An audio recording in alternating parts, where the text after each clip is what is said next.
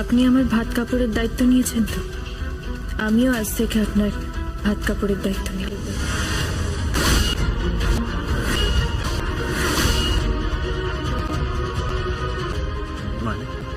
মানে আমি আজ থেকে আপনার ভাতের দায়িত্ব নিলাম।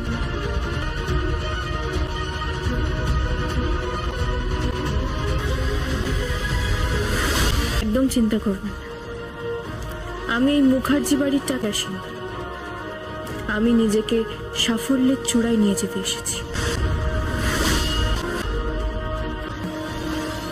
খেয়ে নিন।